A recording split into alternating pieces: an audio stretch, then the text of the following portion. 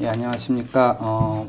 오늘 이 자리를 참석해 주셔서 먼저 감사의 말씀을 드립니다. 저는 오늘 오늘 그 대담에 토론을 맡게 될 경북대학교 경제통상학부 최정규 교수입니다. 저는 일단은 이제 두 분 전문가분들을 모시고 이렇게 말씀을 나누는 자리에서 제가 사회를 보게 돼서 영광으로 생각을 하고 있습니다. 오늘 이 자리는 여러분들께서 다 알고 계시지만, 뒤에도 붙어 있지만, 협력의 오케스트라라는 주제로 세 차례 사이언스북스에서 준비하고 있는 거의 세 번째 순서입니다. 그러니까 첫 번째는 참석하신 분들도 계시겠지만, 요 오른쪽에 계시는 전중환 교수님께서 협력의 생물학에 대해서 말씀을 주셨고, 두 번째는 허준석 박사님께서 협력의 경제학에 대해서 말씀을 주셨습니다. 오늘은 그 얘기를 좀 아울러서 좀 인포멀하게 우리가 좀 궁금했던 점을 서로 이야기를 하면서 우리 궁금증을 좀 풀어보는 이 주제와 관련지어서 그런 기회로 삼도록 하겠습니다. 먼저 다 아시겠지만 간단하게 소개를 먼저 해드리겠습니다. 오른쪽에 앉아 계신 분이 아까 잠깐 말씀드린 거대로 협력의 생물학을 강의하셨던 전중환 교수님입니다. 경희대학교 후마니타스 칼리지 교수로 계십니다. 왼쪽에 앉아 계신 분은 허준석 박사님이신데요. 경제학 하시는 분이고요. 여러분들 잘 아시겠지만 초협력자를 번역을 해주신 분입니다. 서울대학교에서 박사를 받으셨고요. 지금 경희대에서 비슷한 주제로 강의를 맡아서 하고 계십니다. 허준석 박사님. 네, 반갑습니다.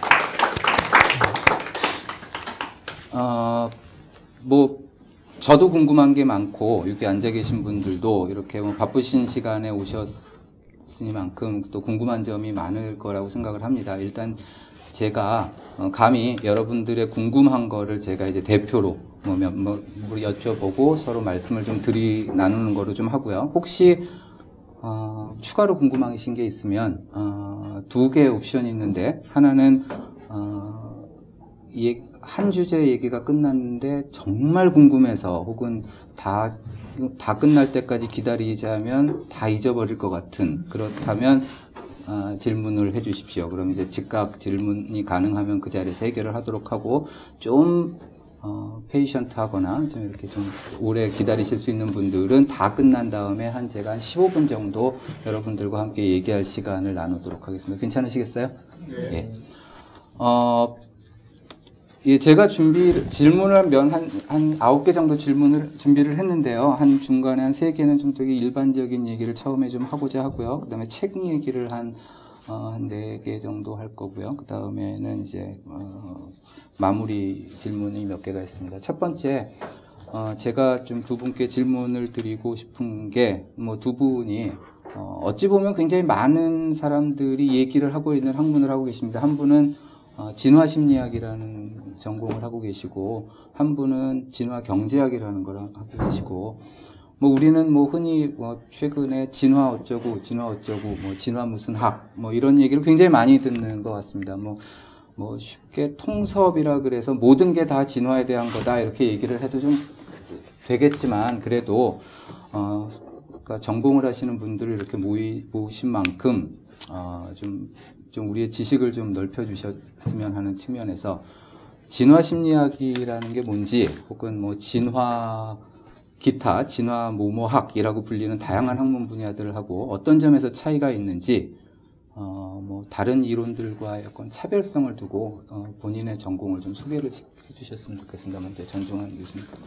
예, 진화 심리학은요, 한마디로 말씀드리면 마음의 적응적인 설계를 밝히는 과학이라고 정의를 많이 하는데요. 그러니까 적응적인 설계라는 게 무슨 의미냐면은, 보통 우리의 마음은 크게 이렇게 복잡하거나 어떤 잘 정교하게 디자인되었다고 생각을 별로 하지 않는 것 같은데, 사실은 우리의 어떤 기억이라든지 정서라든지 아니면 지능이라든지 성격이라든지 이런 것들을 보면 대단히 복잡하고 효율적으로 설계되었다는 것을 알 수가 있죠. 근데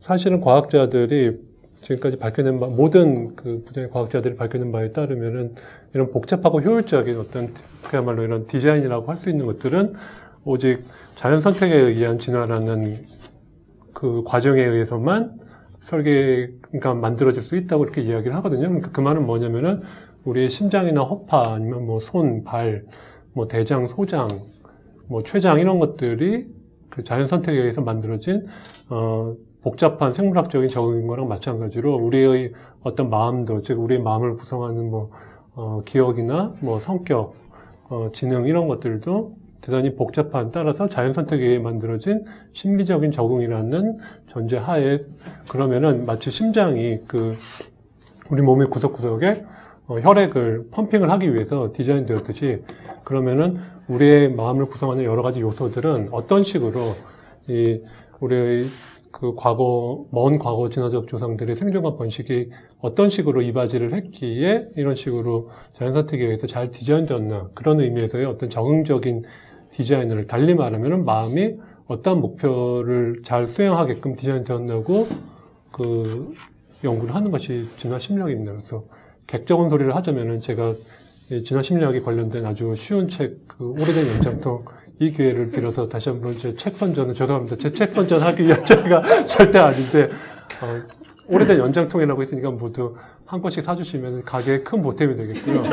근데, 오래된 연장통 사실 그 제목을 뭘로 할까 고민을 할 때도 저는 사실은 마음의 목적이 어떠냐고 이렇게, 제안을 했었습니다. 그러니까 이게 진화 심리학을 잘 설명하는 문구고, 마음의 목적하면, 그 당시에 연애의 목적이라는 영화 나온 적도 꽤 얼마 안 됐던 터라서 참 마음의 목적하면 잘 팔 것 같았는데, 출판사 사장님이 절대 안 된다고 마음의 목적으로 했다가는 책 한 권도 안 팔린다고 반대를 하셔가지고 오래된 연장통으로 이렇게 책 제목이 낙찰이 되었던 적이 있습니다. 예. 이상으로 다른 이론들과의 차별성은 좀 시간적으로 좀 차치하던 말씀드리도록 하겠습니다. 다음에 할 얘기가 있을 것 같아요. 그 책은 사이언스 북스에서 나왔나요? 네네. 그럼 됐습니다. 다시 한번 오래된 연장통이고요. 아시는 분들은 뭐 잘 아시겠지만, 뭐 전중환 선생님은 사실 뭐 제가 농담 삼아 얘기하듯이 굉장히 하드코어이십니다.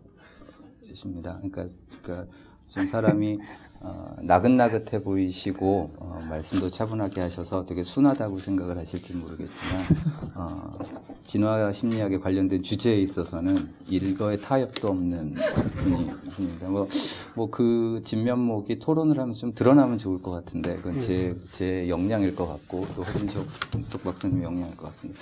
허준석 박사님께 좀 뭐 비슷한 질문을 좀 드리고자 합니다. 네. 본인이 전공하시는 분야에서 진화라는 게 어떤 의미인지 좀 이렇게 좀 말씀 좀 해주십시오. 그 지난주 강연에서 같은 질문이 나왔었는데, 그러니까 진화 경제학에 대해서 궁금해하세요. 근데 요즘 모든 게 아까 최정규 선생님도 잘 말씀하셨지만 진화가 붙는 게 다 유행이잖아요. 근데 사실은 경제학은 출발부터 진화와는 좀 거리가 있게 출발을 한 학문이라고 보시면 됩니다. 그러니까 경제학이 처음 만들어질 당시, 그러니까 뭐 아담 스미스까지는 아니고 경제학이 오늘날과 같은 좀 그 과학으로 정립될 시대에 경제학자들이 자연과학 중에서 이제 받아들인 학문, 물리학을 받아들였어요. 물리학을 받아들여서 물리학에 맞춰서 이제 그 물리학적인 방법으로 경제를 설명하고 사회를 설명하려는 그런 시도를 했기 때문에 그때부터 이미 이제 뭐 이 생물학과 관련된 진화와 경제학 굉장히 거리가 생겼다고 보시면 되죠. 그래서 오늘날 이제 여러분이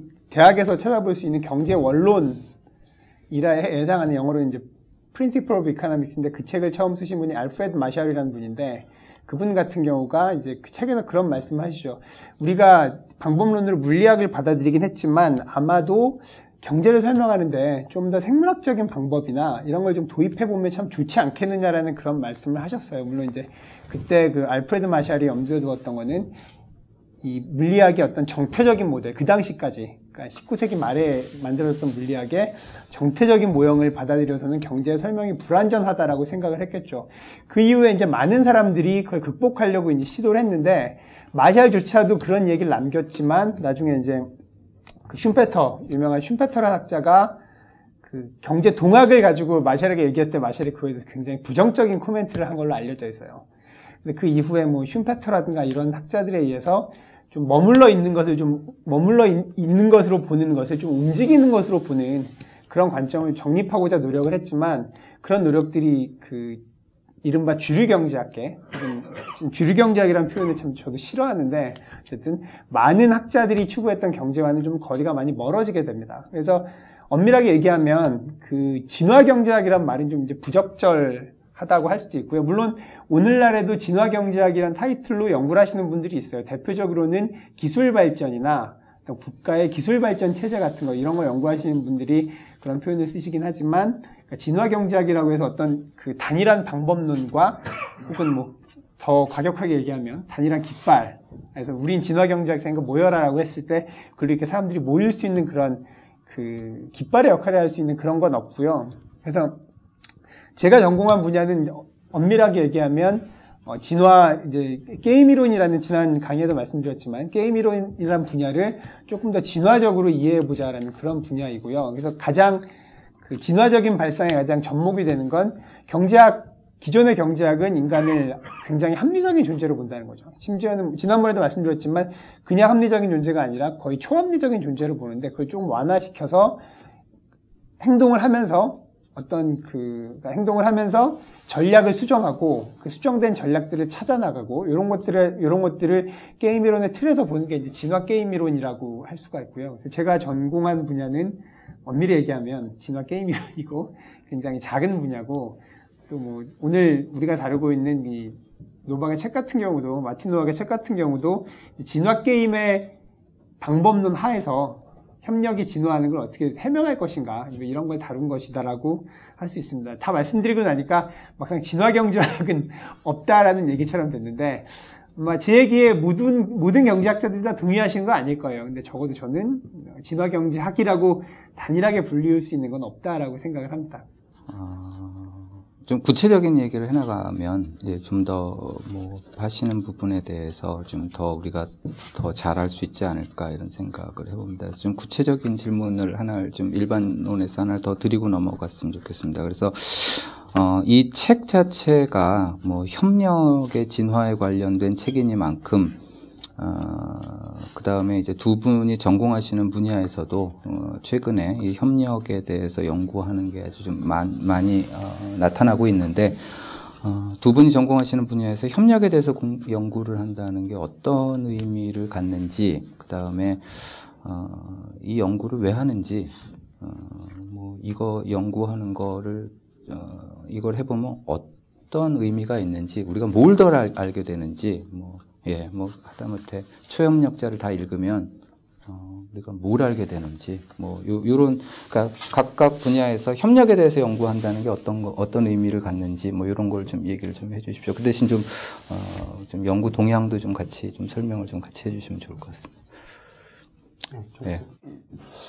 저는 좀 진화 심리학보다 일단 좀 더 크게 말씀드려서 진화 생물학적인 관점에서 좀 말씀드리면요. 그러니까 사실은 이 초협력자도 그런 이야기를 많이 하고 있습니다만은 이 협력이라는 문제가 단순히 어떤 인간 사회에서 어떤 협력적인 이런 상호작용을 증진시키는 것뿐만 아니라 사실은 그야말로 생명 전체의 진화에서 이 협력의 진화가 아주 중요한, 그리고 어떤 그야말로 펀더먼탈한 진화의 대전환이라고 이렇게 많이 이야기를 하거든요. 그래서 진화 생물학자들은 특히나 책에도 많이 나오는 것처럼 어떤 처음에 그야말로 유전자 하나, 그야말로 자기 복제자가 어떻게 단세포가 되고 또 이 단세포들이 서로 연합을 해서 다세포 생물이 되고, 그 다음에 어떻게 또 이런 개체들이 모여서 이게 여러 개체들로 구성된 사회를 만들고, 이런 진화의 각 단계에서 그야말로 아주 의미 있는 진화적인 대전환이 일어났고, 이것은 한마디로 낮은 단계에 있는 실체들이 서로 모여서 높은 단계의 하나의 실체를 이루게 되는, 그리고 그 과정에서 낮은 단계의 실체들이 어떻게 자신의 이익을 뭐 양보라면 양보를 해가면서 어떤 또 높은 단계의 새로운 단일한 코히어런트한 높은 단계의 실체를 만드는가, 이런 측면에서 대단히 뭐 진화생물학적으로 대단히 중요한 그런 이슈라고 할 수가 있고요. 그러니까 첫 시간에 말씀드린 것처럼 특히나 인간 사회의 협력이라는 어떤 개체 간의 협력에 대해서 말씀드리면은 뭐 개미나 벌 같은 이런 특히 곤충들에서 많이 보이는 것처럼 이런 불임성 일꾼이 어떻게, 즉 자신은 번식을 하지 않은 채 다른 개체의 번식을 돕는 이런 불임성 일꾼 계급들이 어떻게 진화되었는가는 다윈 자신도 자신의 전 이론을 쓰러뜨릴 수 있을 만큼 대단히 치명적인, 대단히 중요한 문제라고 이야기를 해왔으니까요. 그래서 계속, 그러니까 더 사실은 크게 보면은 이런 어떤 진화의 대전환적인 측면에서 단순히 어떤 개체들 간의 협력뿐만 아니라 세포들 간의 협력이라든지 유전자들 간의 협력이라든지 이런 측면에서 대단히 진화적으로 중요하다고 할 수 있고요. 그리고 이런 연구를 했을 때 사실은 뭐 같은 노학이 강조를 하는 것처럼 우리 사회에서 어떻게 그야말로 협력을 증진을 시킬 수 있을 것인가에 대해서도 저를 포함한 많은 진화 심리학자들이 그냥 단순히 어떤 지적인 유의가 아니라 정말로 어떤 실질적으로 큰 기여를 할 수 있다고 생각을 합니다. 그러니까 예를 들어 어떤 쉽게 말해서 인간이 예를 들어 본질적으로 선하다든지 아니면 본질적으로 악하다든지 이러한 기본 전제가 잘못되었다면은, 그리고 좀 더 인간 본성을 잘 이해함으로써 인간이 본질적으로 어떤 존재인지, 그리고 어떤 조건에서 협력을 하고 또 어떤 조건에서는 반대로 어떤 배신 내지는 어떤 상대방에 대한 착취 전략을 구사를 하는지를 더 잘 이해를 한다면은 정말로 어떤 인간 사회에서 보다 어떤 흔히 말하는 듯이 어떤 포지티브 썸, 넌 제로 썸 게임을 증진시킬 수 있는 우리가 열쇠를 얻을 수 있다고 이야기를 많이 하죠. 예. 저 강연에서도 말씀드렸지만 게임 이론에서 보면 협력의 진화는 정말 재미있을 수밖에 없는 문제예요. 그러니까 지난번에 그 죄수의 딜레마에서 말씀을 드렸지만 죄수의 딜레마의 논리적인 결론, 그러니까 그게 뭐 실제로 그러냐라고 하면 뭐 좀 논란의 여지가 있겠지만 죄수의 딜레마의 논리적인 결론이라는 건 모두가 배신을 하는 상태라고 말씀을 드렸잖아요. 그러면 그 딜레마에서 어떻게 벗어날 것이냐라는 게 당연히 이제 사람들의 관심사가 될 수밖에 없죠. 근데 한편으로는 어떤 것도 있냐면 지난번에 말씀드렸듯이 자꾸 지난번에 말씀드렸듯이 하니까 다 말씀드린 것 같지만 한편으로는 어떤 것이 있냐면 만약에 실제로 그렇게 그 논리대로 죄수의 딜레마의 논리대로 사람들이 배신만 일삼았다면 우리가 현재 살고 있는 사회가 가능할 것이냐라는 의문이 일단 들었던 거죠. 물론 뭐 우리가 살고 있는 사회는 비정한 사회고 우리가 살고 있는 사회는 여러 가지 문제가 많지만 또 그렇다고 그 죄수의 딜레마에 나오는 것 같은 그런 그 야수성이 지배하는 사회는 또 아니잖아요. 그러면 우리가 살고 있는 이 정도의 사회나마 가능한 건 도대체 무엇 때문인가? 그 의문이 하나 있었던 거고요. 그래서 이제 일단 이론적인 측면에서 보면 죄수의 게임 이론이 던져놓은 죄수의 딜레마라는 틀에서 협력의 진화라는 그런 문제는 이론적으로도 흥미로운 문제고 현실적으로도 흥미로운 문제다라고 이제 생각이 되죠. 근데 경제학은 사실은 뭐 게임 이론을 폰 노이만이 만든 이래 경제학에서 게임 이론을 그다지 열심히 연구하지는 않았어요. 오히려 이제 수학의 연구 분야다가 이 게임 이론이 60년대 말 정도가 되면 이제 그 산업 조직론이라는 분야가 있습니다. 경제학에. 산업 조직론이라는 분야가 뭐냐면은 시장에서 기업들끼리 어떤 식으로 행동을 하느냐를 연구하는 분야예요. 그래서 뭐 예를 들면 잘 아시겠지만 가끔 신문에 보시면 그런 거 나오잖아요. 삼성과 LG가 겉으로는 매일 싸우잖아요. 뭐 냉장고 용량 가지고도 싸우고 온갖 쓸데기 없는 문제로 싸우는데 항상 여러분이 주기적으로 신문에 보시는 게 뭐예요? 삼성과 LG가 서로 짬짬이를 해서 TV 가격을 조정했더라. 이런 기사들을 보잖아요. 이런 것들을 연구하는 게 이제 산업조직론이란 분야인데 산업조직론이란 분야에서 게임 이론을 굉장히 적극적으로 수용을 하게 됩니다. 그건 그럴 수밖에 없는 게 그 현대 자본주의에서 시장이라는 건 굉장히 많은 수의 기업이 있는 것도 아니고 그렇다고 하나의 기업만 있는 것도 아니잖아요. 몇 개의 기업이 서로 경쟁하기도 하고 협력하기도 하고 이런다는 거죠.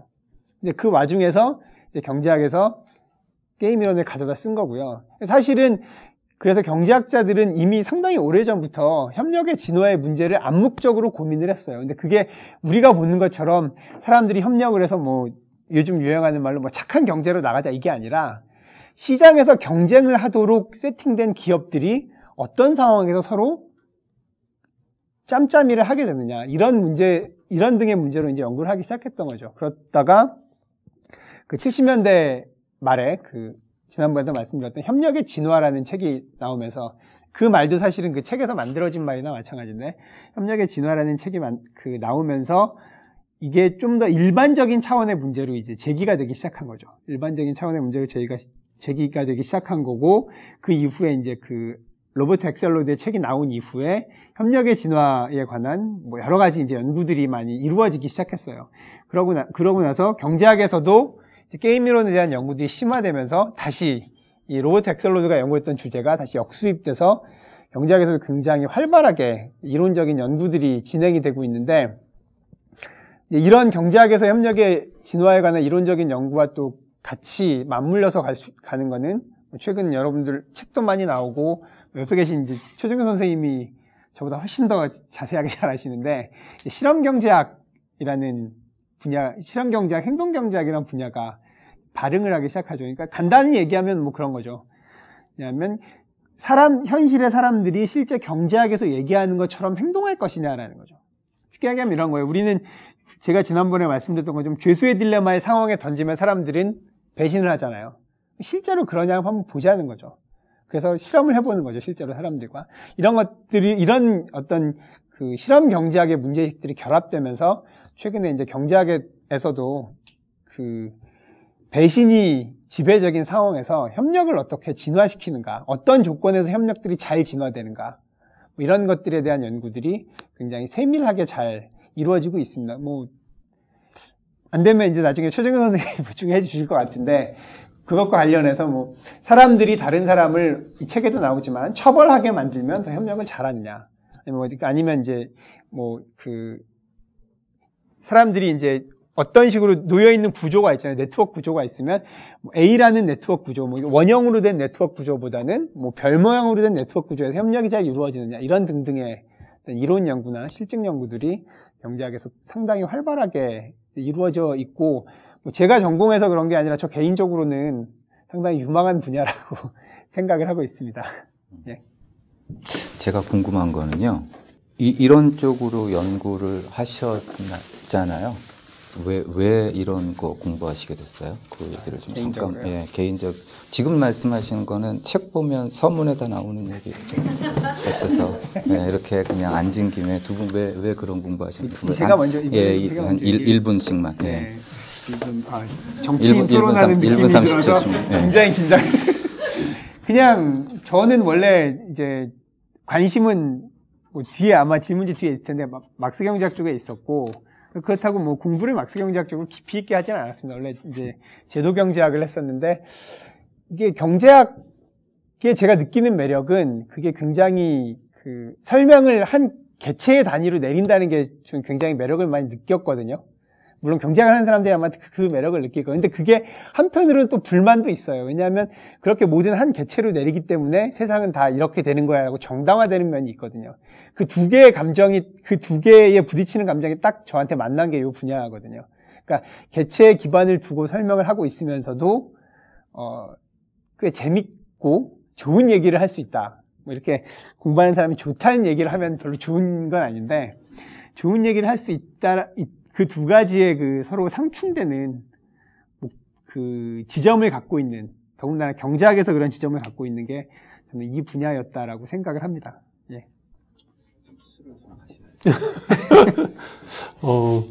저는 사실은 이런 그 사회성의 진화를 물론 그 처음에 이렇게 시작할 때부터 하긴 했지만은 더 기본적으로는 좀 인간 행동을 좀 진화적으로 연구를 하고 싶었던 마음이 컸고요. 그래서 제가 학부생 때 이렇게 사회생물학이 이렇게 우리나라 언론에도 좀 이슈가 되고 그럴 때 정말 개인적인 말씀인데 최혜천 교수님이 저희 과에 부임을 하셔가지고 에드워드 윌슨 선생님이 제자라길래 저기 학부 성적도 안 좋은데 그래도 랩에 들어가겠다고 이렇게 저기 때를 써가지고 그래서 처음에는 그 학부생 때 최혜천 교수님 찾아가서 선생님 저는 도덕에 대해서 생물학적으로 연구하고 싶습니다. 그랬더니 휴먼은 일단 좀 나중에 하고 일단은 동물부터 하라고 해가지고 그래서 학부 4학년 때랑 석사 때는 개미를 이렇게 연구를 하고, 그러니까 인간이 아닌 동물을 먼저 해야 진화에 대한 그 기본 토대를 알게 될 것이고, 그 다음에 이제 네 하고 싶은 거 하라 이렇게 하셔가지고, 그래서 네 알겠습니다. 그래서 그래서 이렇게 그냥 인간 뭐 이런 진화 심리학이라든지 이런 내용들은 그 학부 석사 때도 이렇게 틈틈이 공부해 가면서 아무래도 이런 진화 심리학이나 뭐 진화 인류학 이런 쪽이 크게 말하면은 소셜리티랑 섹스를 연구를 하는데, 근데 개미를 연구하다 보니까 아무래도 개미는 이런 소셜리티, 그러니까 어떤 혈연 선택적인 이런 주로 혈원들 간에 벌어지는 이런 사회적인 행동, 뭐 협력적인 행동을 좀 많이 하게 돼가지고요. 그래서 뭐 박사 논문도 좀 이런 인간 가족이나 뭐 이런 친척들 간에 벌어지는 걸로 썼고, 그래서 지금도 1차적으로는 좀 그런 거나 아니면 학부 때부터 좀 하고 싶었던 요즘은 도덕 이런 쪽으로 좀 공부를 하고 있습니다. 예. 이 정도 부분에서 반드시 나오는 질문이 사실 여러분들도 지금 그러니까 전중환 선생님 얘기를 들으면서 그런 생각을 하시는 분들도 계시겠지만, 개미의 협력을 이해하는 것이, 그러니까 사람의 협력을 이해하고, 그 다음에 동물들과 사실, 도덕을 이해하고 싶은데, 도덕을 이해하는데 사람을 이해하는 건 되게 힘드니까, 개미부터 이렇게 오자. 그러니까 우스갯소리가 아니라, 그러니까 그 연속성을 가정하느냐 안 하느냐도 되게 큰 문제일 것 같은데, 그거는 제가 잊어버리더라도, 예. 그러니까 이 얘기를 좀 더 끌고 가면 이제 책 얘기를 먼저 좀 하고 이 얘기를 좀 했으면 좋겠어서 좀 나중에 한번 이 얘기는 다시 한번 들어올게요. 뭐 이게 해결하는 문제는 아니지만, 그래서 얼마만큼이나 그러한 그 동물들에 대한 그 생물학적인 지식 혹은 동물들에 대한 사회성에 대한 우리의 지식이 인간 사회를 설명하는데 얼마만큼 보탬이 될 것이냐, 좀 근본적인 질문 같은 건 한번 이제 끝나고 한번 되짚어 봤으면 좋을 것 같고요. 책 얘기를 좀 하죠. 뭐 책들은 다 읽으셨습니까? 다 읽어보셨습니까? 아니면 오늘 얘기를 듣고 자극을 받아서 책을 읽어보시기로 하셨습니까? 책 얘기를 좀 넘어가도록 하죠. 뭐 책에 있는 너무 자세한 얘기들은 스포일러가 되니까 하지 말고요. 예, 좀 이렇게 예. 이 책의 저자가 마르틴 노박 혹은 마르틴 노박, 예, 이분입니다. 그래서 이분은 사실 이분의 연구를 보면 눈이 휘둥그레질 정도의 엄청난 생산성을 갖고 계시는 분입니다. 거의 한 달에 한 번씩 네이처에 글이 나오고 이 정도의 생산성을 갖고 계셨던 분인데, 이 책도 이제 협력에 대한 거고, 이제 굉장히 많은 부분이 이제 협력에 대한 연구입니다. 그래서 기존 협력에 대한 여러 가지 연구들, 그러니까 사실 우리가 항상 알고 넘어가야 될 거는 협력에 대한 연구의 노학이 전부가 아니니까, 그러니까 기존 협력에 대한 연구들 속에서 하고, 이 노학의 연구가 갖는 차이점이 있는지, 혹은 좀 쟁점을 좀 잡아달라는 얘기입니다. 협력에 대한 연구에서 노학이라는 사람이 어떤 지위를 차지하고 있는 사람인지, 예, 이 사람 얘기하면 바이블처럼 우리가 받아들여야 되는 건지, 기타 등등, 단도직입적으로 노학의 연구에 대해서 어떻게 생각하시는지, 이런 얘기를 좀 들어보도록 하겠습니다. 자, 어떤 분부터 말씀을 해주시겠어요? 제 지난번 강연에서 말씀드렸는데, 그러니까 뭔가 이렇게 숫자를 붙여서 법칙이라고 만들면 장점과 단점이 있는데, 장점은 사람들이 눈이 간다는 거잖아요. 예를 들면 이렇게만 하면 성공합니다. 10가지만 하세요. 이러면 그래? 라고 눈이 가잖아요. 약간 그런 효과가 있죠. 그것 때문에 아마 이 마틴 노박이 원래 이 책 전에 이제 5룰이라는 책을 논문을 쓰거든요. 짧은 논문을 네이처에 썼는데, 아마 그런 좀 정치적이라고 말하면 좀 어떨지 모르지만 정치적인 의도가 좀 있었다고 생각을 하고요. 그런데 일단 노학의 5가지 룰 중에서 전 앞에 3개는 그 전에 있었던 걸 좀 반복했거나 아니면 그걸 약간 좀 세련되게 만든 그런 스타일의 연구들이었다고 생각을 해요. 예를 들면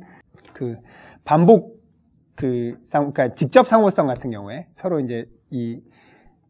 서로 만나는 상대방들이 지속적으로 오래 만나는 상황 같은 경우에 이제 노학이 한 연구의 주된 공헌은 뭐 그 이전에 굉장히 많은 연구들이 있었는데 마치 노화가 거기다 이제 실수를 집어넣은 거거든요. 사람들이 좀 실수하면 어떻게 되느냐.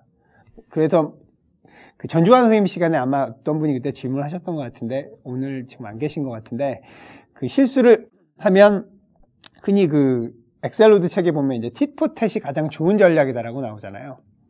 근데 tit-for-tat이라는 게 가장 좋은 전략이 아닐 수도 있게 된다. 뭐 이런 식의 좀 보충하는 연구들이었다면 그 노학이 하버드의 자리를 잡고 이제 굉장히 좋은 제자들을 끌어들이면서 했던 연구가 이제 끝에 두 개거든요.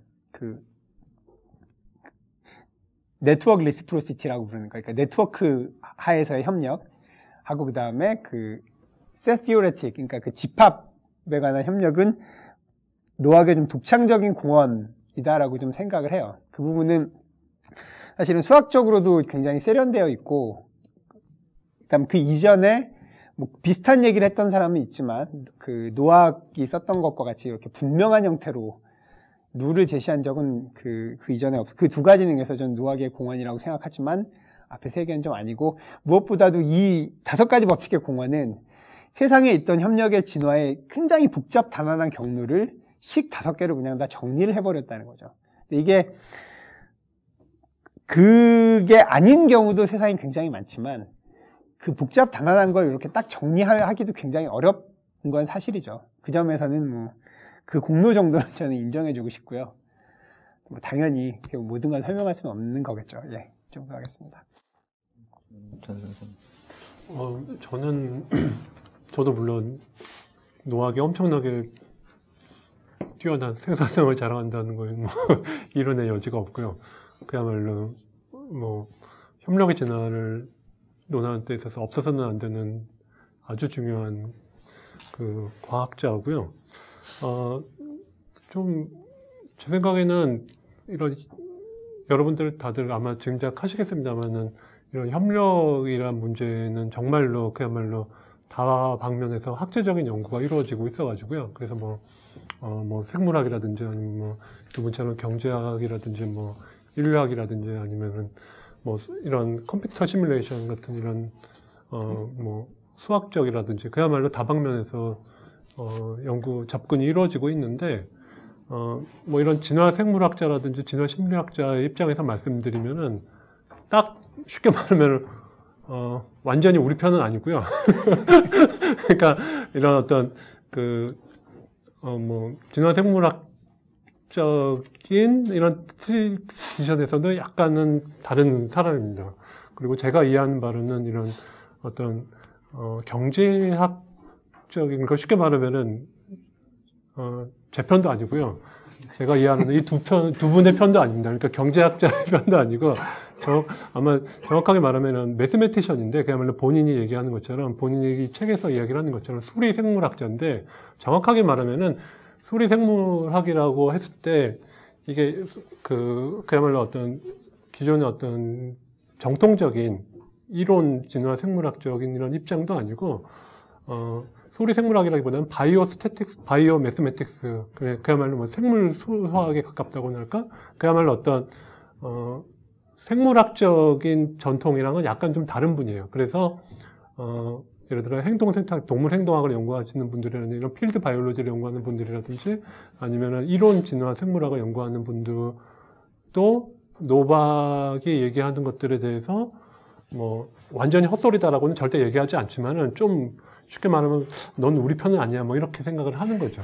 그러니까 좀 접근이 상당히 좀 다르죠. 그러니까 원래 여러분들 그 초협력자 보시면 아시겠습니다만 원래 뭐 생화학 전공하다가 이렇게 어떤 수학적인 이런 쪽을 주로 했기 때문에 이분이 그러니까 쉽게 말하면 진화생물학자들이나 진화심리학자들은 연구는 많이 하지만 우리 편은 아니다라고 생각을 하고요. 그리고 아마 이 두 분도 자기 편은 아니라고 생각하리라고 저는 확신을 합니다. 그러니까 경제학자는 절대 아니니까요. 이 노박 같은 사람은. 그러니까 그야말로 게임 이론을 할 때 이 게임 이론을 그야말로 생물학 트레디션 있는 사람들이 하는 경우도 있고 이렇게 경제학 트레디션이 있는 분들도 있는데 노박은 좀 독특한 위치에 있다고 할 수 있죠. 그러니까 그렇기 때문에 생물학자들은 예를 들어 제일 흔히 하는 비판이 필드 바이올로지스트들은 어떤 엠피리칼한 그런 어떤 실증적인, 예를 들어 이 책에 대해서도 흔히 진화생물학자들이 하는 비판은 인간 얘기만 주로 나와 있고 다른 동물에 대해서는 뭐 아주 적은 뭐 물고기, 뭐 가시고기 뭐 이런 정도밖에 없다라고 비판을, 뭐 박테리아 같은 건 뭐 이런 아주 적은 동물들에 대해서만 나와 있고, 또 그래서 과연 이거 뭐 나중에도 나오겠습니다만 특히 어떤 혈연 선택을 비판할 때 혈연 선택이 실제로 여러 동물 사회에 대해서 아주 새로운 이런 예측들을 많이 내놓고, 그래서 많은 어떤 새로운 통찰들을 제공을 했는데, 그런 것들에 대해서는 다시 말해서 실제로 어떤 유의미한 테스터블한 예측을 내놓은 그런 공헌들에 대해서는 거의 얘기를 안 하고 그야말로 이론적인 수학적인 거에서만 치롱을 한다. 그러니까 한마디로 특히 필드 바이올로지 하는 분들이 보면은 아주 그 필드 바이올로지 하는 사람들이 보기에는 잘 이해를 못하는 대단히 어떤 이론적인 수학적인 전통에 있는 사람이라고 할 수가 있고요. 그리고 예, 제가 뭐 두 분 말씀하실 수 있겠습니다만 제가 생각하기에는 사실은 진화 경제학자도 절대 아닌 사람이라고 생각을 합니다. 예. 좀 더 자세히 얘기해 주세요. 우리 편, 네 편은 뭐로 나누시나요, 지금? 아니, 뭐, 그러니까, 그러니까 지금 보니까 이제 이론 실증 뭐 이런 것도 아닌 것 같고, 그러니까, 뭐 필드 얘기도 아닌 것 같고, 좀 아주 쉽게 털어놔 주시죠. 예. 네. 되게 좀 이렇게 되게 어떤 거친 분류가 되겠는데, 쉽게 말하면은 진화 생물학, 제가 보기에는 뭐 이 용어 별로 안 좋아하시는데 진화 경제학 있으면은 사실은 노학은 진화 경제학도 아니고 진화 생물학도 아니고 그야말로 매스메티컬 바이올로지 혹은 바이오 매스메틱스라고 분야가 좀 할 수 있겠죠. 말씀을 하시는 건가요? 뭐 일단은 그렇게 얘기할 수 있겠죠. 아니면 그 분야가 다르다는 게 어떤 현상을 해석한다거나 어떤 현상에 대해서 이해하는 방식 자체가 좀 다르다. 뭐 다른 소위 우리가 포지션이라고 네, 그러니까 게 좀 다르다고 말씀하시죠. 사실은 좀 전문적인 얘기가 될 것 같은데, 그러니까 사실은 본인하고 뭐가 다른지. 그러니까 저도 그런 입장을 공유를 하는데, 예를 들어 예를 들어 인간을 제외한 다른 동물들에 대한 어떤 실증적인 증거 같은 것들에 대해서는 별로 안 나와 있고, 또 이런 실제로 예를 들어 자기 이론에서 내놓는 예측들이 실제로 어떻게 그야말로 여러 다양한 분류군들에 대해서 그들의 행동과 생태에 대해서 새로운 어떤 인사이트를 제공하는지 이런 것들에 대해서는 상당히 소홀하게 다루어져 있다, 뭐 이렇게 비판을 하고요. 그리고 그러니까 제가 말씀드리는 거는, 그러니까 진화 생물학계에서 물론 이론 생물학자도 있고 이런 현장 생물학자도 있는데, 사실은 이론 생물학자들도 마틴 노박에 대해서 아주 러프하게 말씀드리면 너는 우리 편이 아니라고 생각을 한다는 거죠. 그러니까 뭐 대단히 전문적인데 피터 테일러 같은 이런 유명한 이론 생물학자들은 마틴 노박이 쉽게 말하면 너는 우리 생물학자랑은 좀 다른 애야라고 생각을 한다는 거죠. 그러니까 제가 그야말로 어떤 정통적인 이론 생물학자들이랑 마틴 노박의 포지션이 다른 거는 좀 상당히 좀 전문적인 얘기가 될 것 같아요. 예, 좀 자세히 얘기를 하겠습니다. 뭔가 마음에 안 드시는 것 같은데 뭐가 마음에 안 드는지를 잘 모르겠어서 취업약자에서 아까도 뭐 허 박사님이 말씀하셨지만 뭐 5가지 룰이라고 얘기하는 거를 이제 얘기를 합니다. 그러니까 협력이 이런 방식으로 진화할 수 있었다에 대해서 이제 여러 가지 이제 경로에 대해서 얘기를 하면서 이제 수학적인 모델을 제시를 하는데,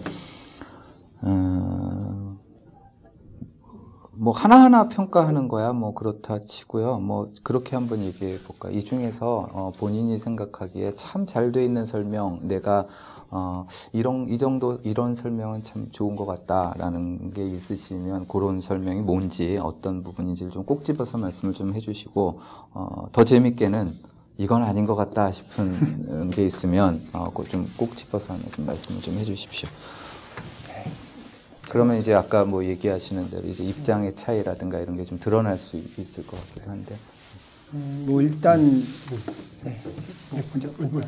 제가 먼저 말씀을 드리면, 그러니까 경제학에서 가장 그 방법론적으로 크게 문제가 되는 것은 합리성을 어떻게 정의할 것이냐예요, 항상. 그러니까 그래서 그 노벨상을 받으신 분 중에서 좀 이상한 분이 한 분이, 뭐 이상하지 않죠. 그 허버트 사이먼이라는 분이 있는데 이분은 정말로 그러니까 혹자는 20세기 마지막에 통합형 천재다라고 얘기, 그러니까 뭐든지 다 잘하는 사람들 있잖아요. 그래서 이 허버트 사이먼 같은 분은 인공지능도 하셨고, 심리학도 하셨고, 노벨 경제학상 받았으니까 경제학도 하신 셈이죠. 허버트 사이먼이라는 양반이 바운디드 레셔널리티, 그러니까 제한된 합리성이란 걸 얘기를 하시거든요. 뭐 쉽게 그냥 그 말 그대로 받아들이시면 돼요. 인간의 합리성이란 건 결코 완벽할 수 없다. 여러 가지 요소들에 의해서 이제 제한되어 있다는 건데, 이분이 이 말을 던진 뒤에 경제학자들은 항상 제한된의 방점을 찍을지 아니면 합리성의 방점을 찍을지에 대해서 굉장히 고민을 많이 해요. 그래서 사실은 사이먼의 제한된 합리성이라는 건 제한되어도 합리적이라는 얘기다라는 거 주장하시는 분도 있고, 반대로 아니야, 합리성이 제한되었다고 얘기하는 거야 라고 얘기하시는 분도 있는데, 그 노학의 연구들 중에서 제가 뭐 경제학을 하는 사람으로서 이제 좀 방법론적인 얘기긴 하지만 좀 받아들이기 힘든 그러니까 받아들이기 힘들다기보다는 좀 납득하기 힘든 점들은 특히 아까 제가 말씀드렸던 노학의 4번째, 5번째 법칙들 있잖아요. 그러니까 네트워크 위에서의 상호작용, 그 다음에 5번째는 이제 그 theoretic, 그러니까 집합 이론적이라고 하는데 쉽게 얘기하면 뭐냐면 내가 여러 개의 모임에 속해 있다는 거예요. 내가 뭐 향후에도 속해 있고 대학 동창회도 속해 있고 이러잖아요, 사람들이. 그런 상황을 얘기하는 건데, 거기서 방법론적인 전제가 뭐냐면은 그 행위자들이, 사람이든 모든 행위자들이 굉장히 충분히 낮은 수준으로 합리적이어야 그 얘기들이 다 성립을 하게 되어 있어요. 근데 그게 이제 저는 뭐 이 책에 나오는 얘기는 아닙니다만 그 노학의 방법론들 중에서 제일 좀 그 경작을 하는 사람으로서 걸렸던 것이고, 그럼 여기서 사람들을 조금만 더 합리적으로 만들면 어떡하냐, 그러면 사실은 이론으로는 설명이 안 되는 영역으로 넘어가 버립니다. 넘어가 버리고 굉장히 이제 그때부터 사태가 복잡해지는 거죠. 근데 이제 노학은 그 상황에서 조금 더 깔끔한 설명을 하기 위해서 사실은 수학적인 가정이에요. 수학적인 가정인데 합리성이 충분히 제한되어 있다. 충분히 여기서 수학에서 항상 충분히라는 건 내가 필요한 만큼 크든지 작든지 이 상황을 얘기하는 건데, 그런 것들이 제가 노학의 연구에서 좀 마음에 안 들었던 좀 부분이라고 할 수가 있고요. 근데 똑같은 의미로 동일하게 마음에 들었던 부분도 이 부분이에요. 똑같이. 왜냐하면 반대로, 그러니까 이게 항상 좀 양가적인 건데, 경제학자들은 합리성을 가정하잖아요. 합리성을 가정해서 막 문제를 풀고 열심히 하는데 이게 굉장히 뒤엉키는 상황이 있거든요. 모든 게 다 뒤엉켜서 뜯기 힘든 상황이 있는데, 그 중에서 그거 하나를 완화해서 굉장히 이렇게 그 협력으로 나가는 오솔길 표현하면 뭐 그런 것들을 좀 보여주었다라는 점에서는 또 한편으로는 그 부분이 굉장히 마음에 들기도 하고요. 아까 뭐 말씀드렸던 것처럼 노학의 네 번째, 5번째 연구들이 저는 그 부분이 좀 발전될 여지들이 굉장히 많다라고 생각을 해요. 특히나 그 네트워크 이외에서의 그 협력의 진화 같은 경우는 최근에 뭐 다들 아시겠지만 네트워크에 관한 여러 가지 이론들이 굉장히 활발하게 전개되고 있잖아요. 그것과 관련해서도 관련성도 지니고 있고 굉장히 앞으로도 많이 연구할 여지가 있다고 생각을 하고, 저도 뭐 관심이 있고요. 그렇다고 생각을 합니다. 예. 저는 뭐 개인적으로 마음에 들었던 이런 설명은 아무래도 일단 노학이 원래 이렇게 처음 유명해진 거는 이런 직접 상호성이나 간접 상호성에 대한 거니까요. 그래서 뭐 간접 상호성 같은 거는 특히나 이제 뭐 자꾸 진화생물학자들에 강조해서 죄송한데, 간접 상호성이 뭔지 간단하게 설명해주세요.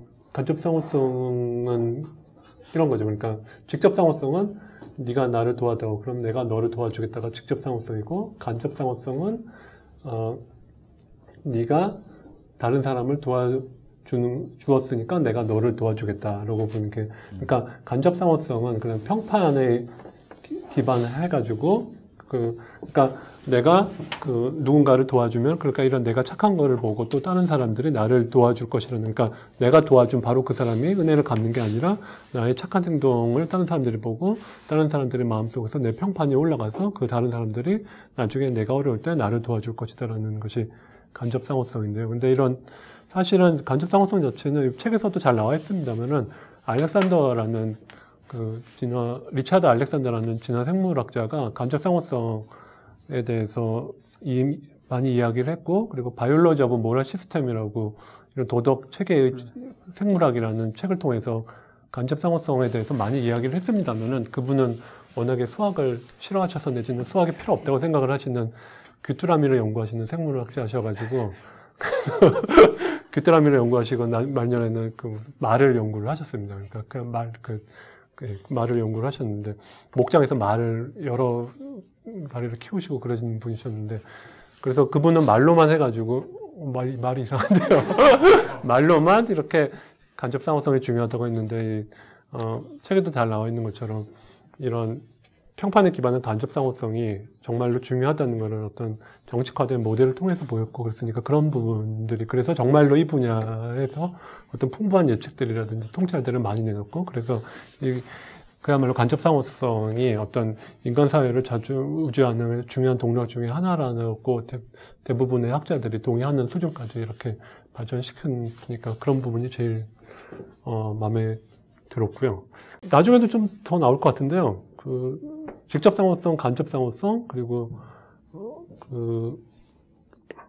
그러니까 혈연 선택 말고 일단 집단 선택은 혈연 선택으로 그냥 이렇게 제가 첫 시간에도 말씀드렸습니다만은 그 혈연 선택이라고 얘기할 때 많은 사람들이 그야말로 어떤 그야말로 피부치, 그러니까 혈연, 그야말로 어떤 족보, 계보에 의한 이런 그 피부치의, 그러니까 친척들끼리 비친척들보다 친척들끼리 더 잘 도와준다는 그런 의미로만 생각을 하는데, 사실은 제가 첫 시간에도 말씀드린 것처럼 혈연 선택이라는 단어는 윌리엄 해밀턴이 원래 제안한 단어도 아니었고, 사실은 이런 포괄 적합도의 증가에 따른, 다시 말해서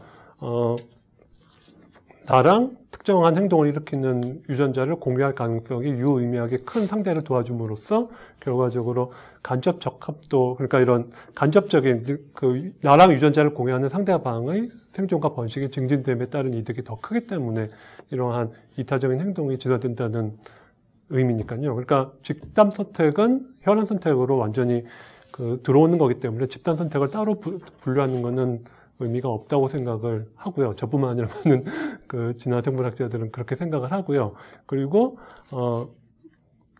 허준성 선생님이 얘기하신 것처럼 이런 네트워크에 의한 이런 협동이 물론 중요합니다만, 네트워크에 의한 협력도 사실은 기본적으로 이런 플러스 0보다 큰 릴레이트니스, 근연도에 의한 협동이 이루어지는 거기 때문에 이거를 혈연 선택이랑 병렬적으로 놓는 거는 문제가 있는 거죠. 왜냐하면은, 그러니까, 네트워크에 의한 협력도 사실은 똑같이 포괄 적합도의 증가에 따른 이러한 협력 행동이기 때문에 이거를 그야말로 분리적인 측면에서 보면은 네트워크의 리시프로시티를 혈연 선택이랑 병렬적으로 놓는 거는 문제가 있죠. 그러니까 제 말씀은 아예 여기서는 혈연 선택을, 그러니까 제가 이 책에 갖고 있는 또 다른 불만 중에 하나가 용어 사용이 대단히 슬리퍼리한데요. 그러니까 좀 별로 제가 보기에는 엄밀하지 않은데, 그러니까 이 혈연 선택이라고 해놓고 사실은 해밀턴의 모든 이론을 뭉뚱그리고 집어넣고 있으니까 문제가 되는데, 만약에 해밀턴의 모든 이론,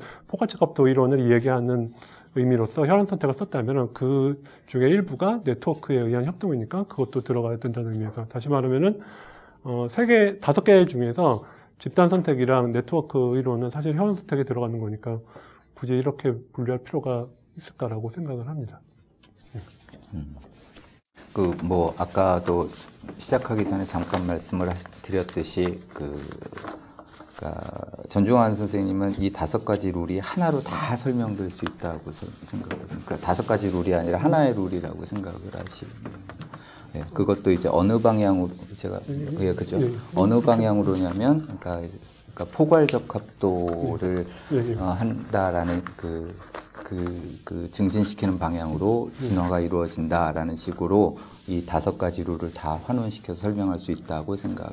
한동안 사실 그러니까 이 룰을 사실 아까도 허 박사님께서 말씀하셨듯이 5가지로 나누는 것도 사실 어떻게 보면 그러니까 그 편의적일 수 있는 거지만 또 한동안은 그래서 최근 한 몇 년 동안은 이거를 그러니까 어느 하나의 원리로 이걸 다 설명을 해보려는 노력들이 굉장히 많이 진행됐던 것 같습니다. 그래서 뭐 어느 쪽에서는 그러니까 그 포괄적 합도로 이렇게 설명을 다 하려고 하는 쪽도 있고 또 어떤 쪽으로는 소위 어솔티브니스라고 그래서 유유상종을 통해서 또 다 또 설명을 하고자 하는 게 있고 사실 나중에는 뭐 사실 저랑 전주환 선생님하고는 좀 많이 좀 얘기를 궁금한 거는 이렇게 하는 거랑 이렇게 하는 거랑 뭐가 다른지 잘 모르겠고 예.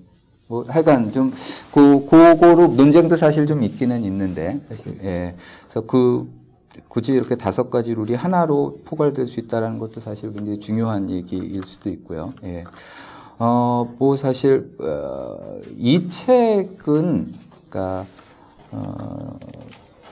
뭐가 뭐 두 분이 말씀하시는 대로 잠깐 드러나기는 했지만 이 책의 가장 큰 미덕은 본인도 계속 그런 쪽으로 강조를 하지만 본인이 새로운 거를 발견했다라는 게 아니고 기존의 많은 논의들을 한 줄의 수식으로 딱 정리할 수 있는 방법을 찾아냈다라는 겁니다. 그러니까 기존에 많이들 얘기했던 부분을, 그러니까 이거는 사실 아무나 할 수 있는 거는 아니죠. 그러니까 이거를 가장, 그러니까 소위 그 수리생물학적으로 가장 간단하게 룰이다. 이게 우리가 흔히 해밀턴 룰이다. 그러면 뭐 R이 B분의 C보다 크다. 뭐 요런 식의 하나의 조건으로 모든 걸 다 표현을 할 수 있는 방법을 찾아냈다라는 겁니다. 그래서 이제 그거를 이제 보시면 이 방법을 찾아내기까지 자기가 누구를 만나서 어떤 얘기를 했고 뭐 이런 이제 여정들이 쭉 나오고 있는 거죠. 논평을 하나 추가로 부탁드리는 건 뭐 중원부원이 될까요? 아니면 뭐 추가로 하실 말씀 있으신가요? 예, 그래서 뭐 논평을 잠깐 간단하게 좀 해주시죠. 그리고 혹은 뭐 나중에라도 읽으실 분들은 읽을 때 주의해야 되는 점은 없는지. 그 다음에 노학이라는 분이 이제 뭐 정리를 할 때 약간 편향적으로 정리를 했다라는 얘기를 하시는 분들도 좀 있습니다. 그래서 뭐 그런 게 혹시 좀 주의점이 있다면 어떤 게 있는지 뭐 그런 말씀을 좀 해주시죠. 예, 저도 그 책에 대해서 전체적인 좀 뭐랄까 그 평이랄까 이런 책에 대한 전체적인 그림을 좀 제 생각에는 여러분들 독서하는데 도움이 될 것 같은 뭐랄까 포인트가 뭐냐면은 그러니까 이 책은 그 정말로 이런 이 협력을 공부하는 뭐 예를 들어 뭐 너무 이렇게 자꾸 넣는 것 같습니다.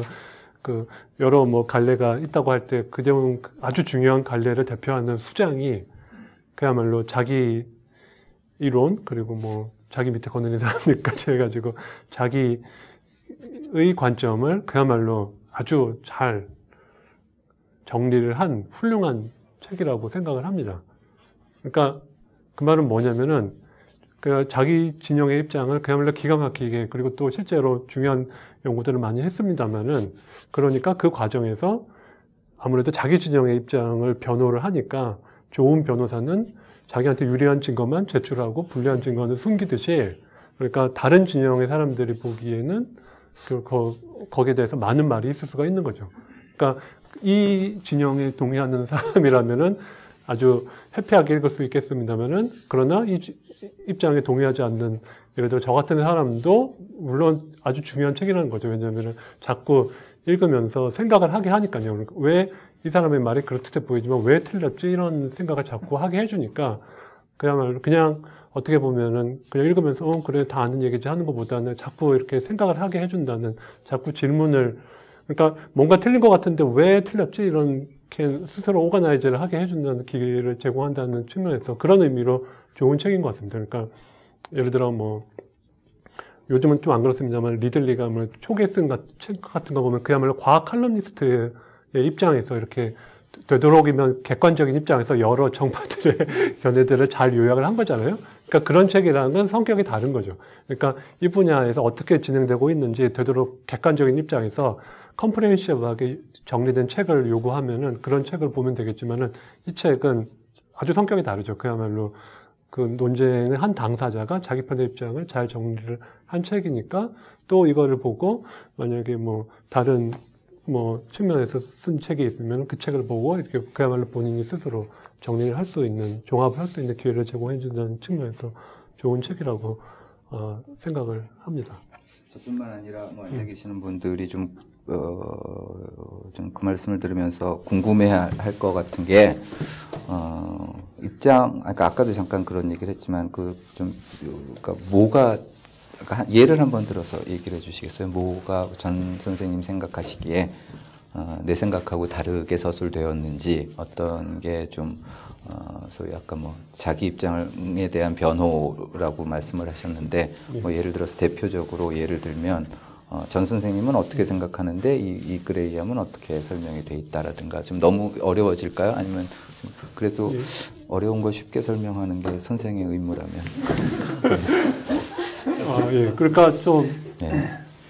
그러니까 저 같은 사람들이 볼 때는 사실은 생리적으로 약간 좀 뭐랄까 거부감이 읽으면서 있어요. 왜냐하면은 그러니까 쉽게 말하면은 이 사람은 진화생물학 수업을 제대로 안 들었다 이런 느낌이 들어는 대목이 있거든요. 그러니까 예를 들어 진화 뭐 이런 변이를 그런 동력은 돌연변이다.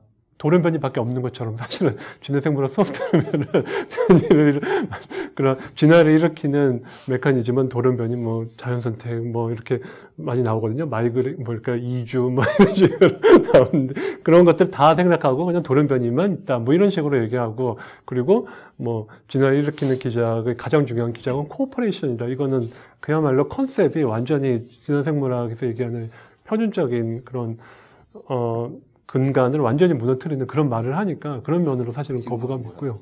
그러니까 협력이 진화의 가장 중요한 메커니즘이다. 뭐 이런 식으로 얘기를 하잖아요. 그러면 이거는 사실은 벙찌는 거죠. 진화 생물학자들은. 그러니까 뭐라고 얘기하면 진화를 일으키는 메커니즘은 그러니까 뭐 아까 말씀드린 것처럼 뭐 돌연변이, 뭐 자연선택, 뭐 이주, 뭐 유전적 부동, 뭐 이런 식으로 뭐 네다섯 가지를 얘기를 하거든요. 근데 뭐 아까도 말씀드린 것처럼 돌연변이밖에 없는 식으로 돌연변이랑 자연선택밖에 없는 식으로 얘기를 한다든지 그러니까 대중을 위한 책인데 다른 것도 있는데 그런 건 언급하지 않겠다 뭐 이런 식으로 얘기하는 것도 아니고 근데 사실은 이런 거는 뭐 생리적으로 좀 쉽게 말하면 과학적이다 뭐 쉽게 말하면 그런 거죠.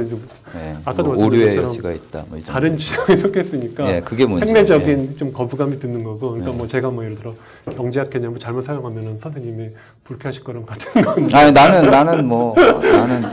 나는 최선을 다하시는구나 이렇게 생각할 것 같아요. 근데 네. 선생님이 사실은 저한테 말씀을 부탁한 거는 네. 예를 들어 이런 거죠. 그러니까 사실은 첫 시간에도 말씀드린 것처럼 이런 궁극적으로는 포괄 적합도가 증가되는 그러니까 나랑 유전자를 공유할 확률이 큰 누군가를 도와줌으로써 나의 피트니스는 그러니까 평소 동안 낳는 자식 수는 적합도는 감소되지만 상대방의 적합도가 그거를 상쇄할 만큼 그러니까 예를 들어 유전자를 공유할 확률이 50%의 상대를 도와준다면 상대방의 적합도가 증가되는 정도가 2배 이상이 되면은 유전자의 관점에서는 더 이득이 되니까 이런 식으로 포괄 적합도의 증가가 되면은 협력이 진화된다고 크게 이야기를 하고 그리고 중요한 구분은 역시 말씀드린 얘기지만은 간접 적합도 그러니까 직접 적합도가 그러니까 내가 평생 동안 낳는 자식 수가 증가되는지 감소되는지 여부가 대단히 근본적인 구분이 된다는 거죠. 그러니까 예를 들어 뭐 직접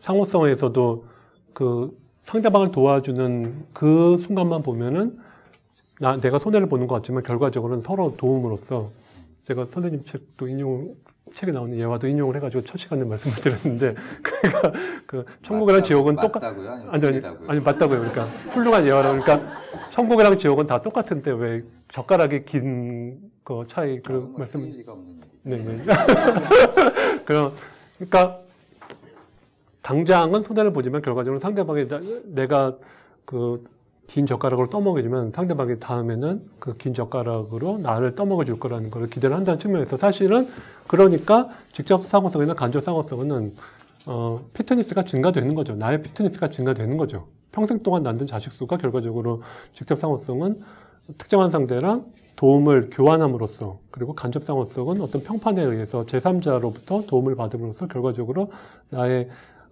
피트니스가 증가되는 건데 혈연 선택 이라든지 아니면은 뭐 이런 뭐 녹색수열 효과라든지 아니면 사실 네트워크 그 이론에서도 얘기하는 것들은 기본적으로 나의 평생 동안 낳는 자식 수가 감소된다는 의미에서, 그러나 상대방이 내가 도와주는 행동을 통해 가지고 상대방이 나의 피트니스의 감소를 상쇄할 만큼 더 많은 배수로 그 사람의 피트니스가 증가된다는 의미에서 펀더먼탈하게 다르다는 거죠. 그러니까 예를 들어 정말로 가족 간에 기대하는 것처럼 어떤 정말로 자발적인 우리가 얘기하는 희생, 이타성은 방금 말씀드린 것처럼 나의 직접적인 적합도는 감소되지만 상대방의 적합도가 더 큰 배수로 증가되기 때문에 기대하는, 그러니까 그야말로 진화적인 의미에서 이타적인 행동이랑 어떤 사실은 서로가 서로 나의 피트니스도 증가하고 네 피트니스도 증가하는 이러한 그 사이에는 펀더멘탈한 구분이 있다는 거예요. 그러니까 전자에 대해서는 어떤 자발적인 그야말로 도움 자체로 끝나는 그러한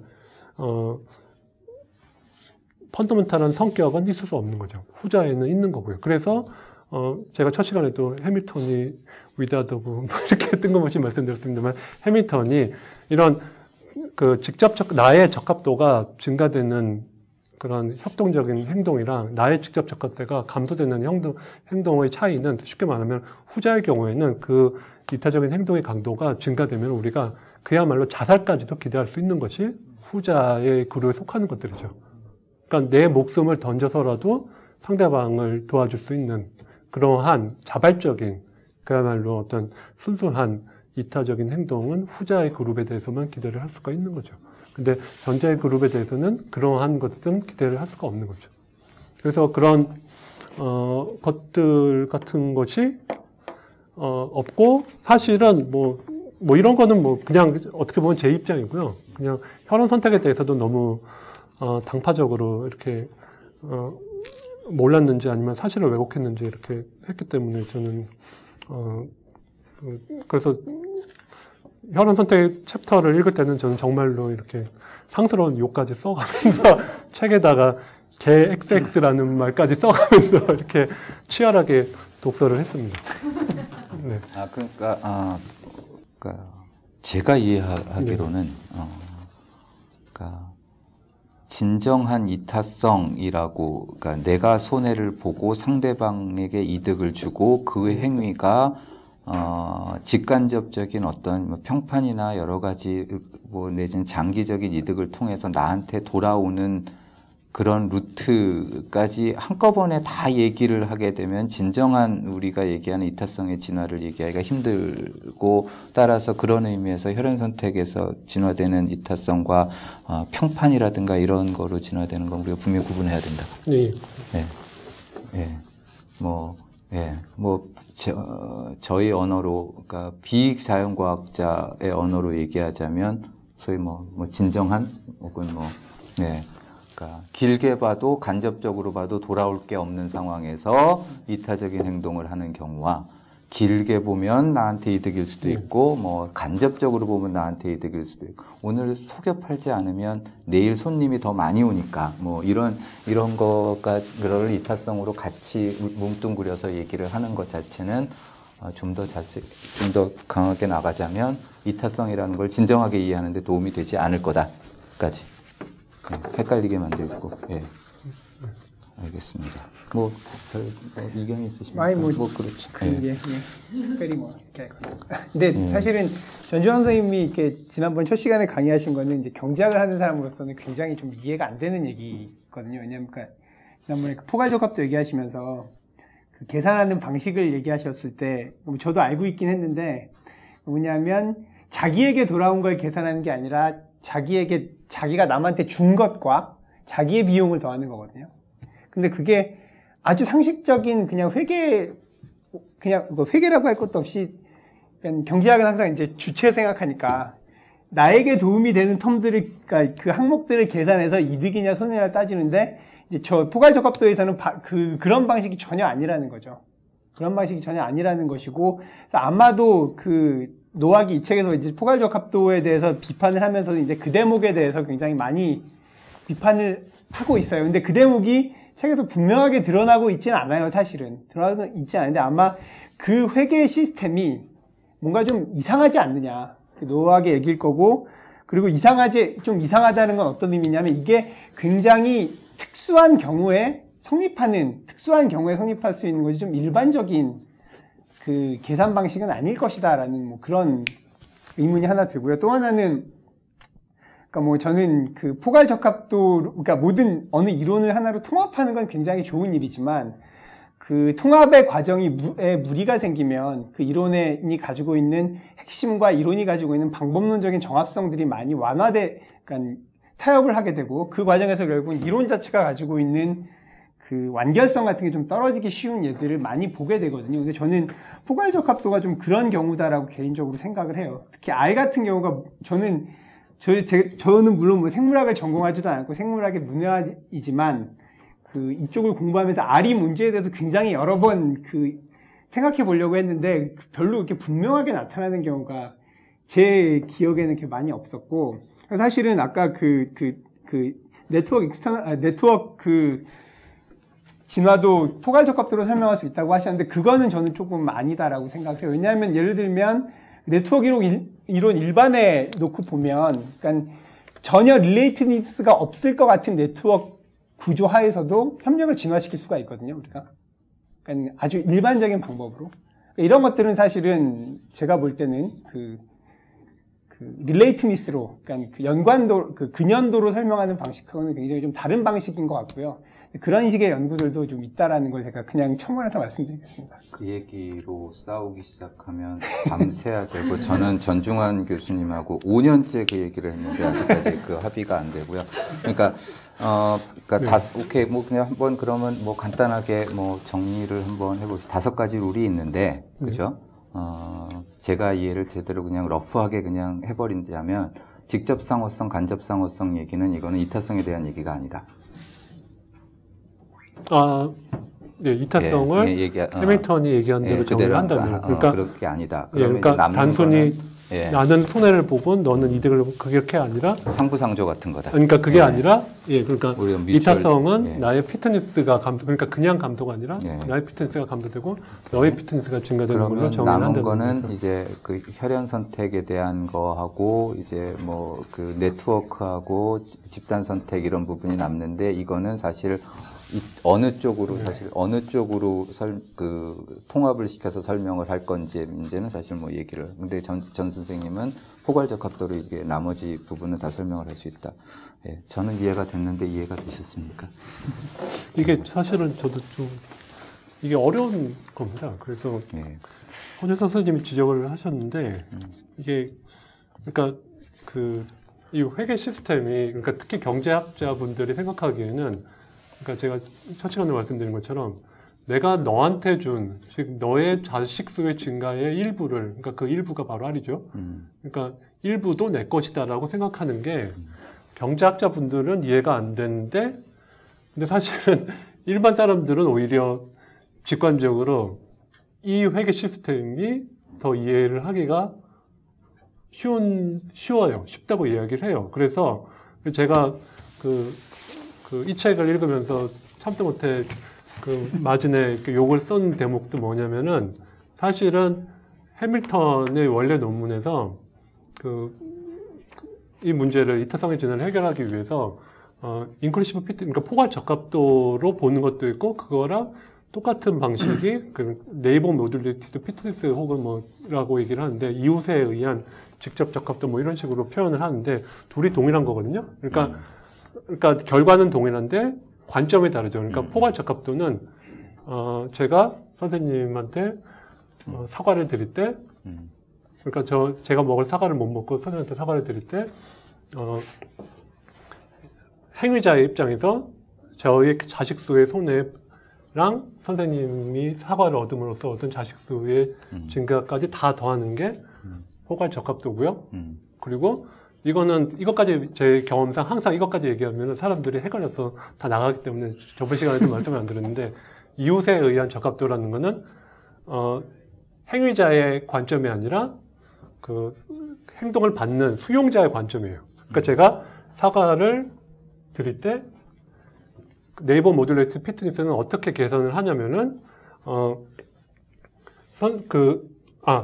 선생님이 저한테 사과를 줄 때 그때 제가 수용자의 관점에서 그러니까 저희 수용자이기도 하고 그러니까 상대방이 나한테 준 것만 계산을 하는 게 네이버 모듈레이티드 피트니스예요. 그러니까 달리 말하면 직접 포괄 적합도에서는 남이 나한테 준 거는 하나도 고려하지 않고 내가 남들한테 준 것만 고려를 하는 게 포괄 적합도고 네이버 모듈레이티드 피트니스는 거꾸로 상대방이 나한테 준 것만 고려를 하고 내가 남한테 준 거의 효과는 내 걸로 하지 않는 게 네이버 모듈레이티드 피트니스거든요. 근데 아까 말씀하신 것처럼 경제학자들이나 오히려 과학적인 관점에서 보면 네이버 모듈레이티드 피트니스가 오히려 이해하기 쉬워요. 남한테 준 거를 내 걸로 하는 게 아니라 남들이 나한테 준 거, 다시 말해서 내 주변에 착한 사람들이 많아가지고 이 착한 사람들로 덕분에 나의 자식 수의 증가만 고려를 하겠다. 즉 나도 그들과 마찬가지로 착한 사람들이 가능성이 높지만 내가 그래서 남들한테 준 거는 빼고 고려하는 게 네이버 모듈레이티드 피트니스거든요. 그러니까 둘 다 결과는 같아요. 그러니까 계산할 때는 오히려 네이버 모듈레이티드 피트니스는 어쨌든 내가 얻은 자식들만 하고 그때 계산을 할 때 내가 주변에 좋은 이득을 얻은 덕분에 내가 더 부스트된 것만 고려를 하고 그렇기 때문에 오히려 더 이해하기 쉬운데 사실은 직관적으로도 오히려 적합도에 의한 어카운팅 시스템이 더 이해를 하기 쉽죠. 그래서 어쨌든 제가 말씀드리고 싶은 거는 사실은 해밀턴의 인사이트는 처음에 말씀드린 것처럼 그냥 내 자식 수만 고려하는 게 아니라 이런 사회적인 행동을 우리가 설명을 할 때 행위자의 관점, 즉 포괄 적합도로 이해하는 방법도 있고 수용자의 관점, 즉 네이버 모듈레이티드 피트니스로 또 이해할 수도 있다. 이거를 이미 해밀턴의 65년 논문에서 벌써 다 이야기를 한 거거든요. 근데 마치 그 네이버 모듈레이티드 피트니스는 쏙 빼놓고 이렇게 책에서도 나오거든요. 그러니까 그럴 때 제가 분노의 욕지거리를 제 책에다 썼고요. 그래서 아까 선생님 말씀하셨는데 이런 그 유유상종으로 표현을 하셨는데 사실은 그런 유유상종이 포지티브 릴레이티드니스랑 똑같은 의미죠. 그러니까 뭐 저보다 더 잘 아시겠습니다만은 예를 들어 직접상호성이 있는 간접상호성이 진화되기 위해서는 유유상종이 굳이 필요 없는 거죠. 그러나 혈흔 선택에 의한 혹은 집단 선택에 의한 거는 그 포지티브 릴레이티드니스가 반드시 필요한 거고요. 어쨌든 그래서 사실은 많은 사람들이 이게 되게 쉽다고 생각을 하는데 사실은 이거를 진짜 일반인 분들한테 설명드리려면은 되게 힘들어요. 그러니까 뭐 아래 의미도 설명드려야 되고 그런 게 있습니다. 뭐 여러분들 질문을 좀 받아야 될 것 같은데요. 뭐 마무리 짓는 것도 중요하지만 어떻게 뭐 궁금하신 거 없으십니까? 지금 말씀하신 소위 협력 이론을 저는 좀 잘 이해를 못합니다만 하여튼 강 건너 얘기처럼 들려요.